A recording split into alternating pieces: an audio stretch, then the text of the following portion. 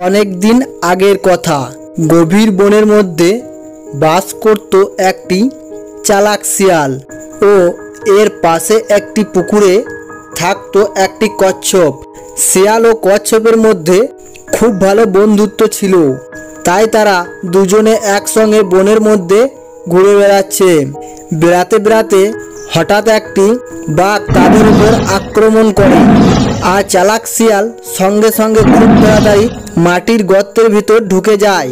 আর কচ্ছপটা পুকুরের দিকে নামতে যাচ্ছে, তখন বাঘ তার উপর আক্রমণ করে আর তার উপর থাবা বসাতে যায়, কিন্তু কচ্ছপের পিঠটা তো এত শক্ত, তাতে কোনো নখও ফুটছে না। আর বোকা বাঘ বলে, তোর ঘাড় মোটকে তোকে খাবো, তা তোর ঘাড় তো দেখতে পাচ্ছি না।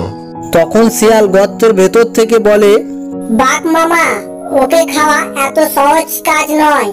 ওকে খাওয়ার একটি ভালো বুদ্ধি আছে, কিন্তু তুমি সেটা জানো না। ভাগ্নে, তাড়াতাড়ি বল আমায়, আজ তর সইছে না, তাড়াতাড়ি ওকে খায়। তখন শিয়াল বলে, ওই কচ্ছপটাকে জলের মধ্যে ভিজিয়ে রাখো, আর ওটা খাওয়ার জন্য রেডি হলে সে উপরে ভেসে উঠবে, তখন তুমি তোমার মন ভরে খেও। বাঘ শিয়াল ভাগ্নের কথা শুনে কচ্ছপটাকে তাড়াতাড়ি জলের মধ্যে ফেলে দেয়, আর কচ্ছপ তাড়াতাড়ি পালিয়ে যায়।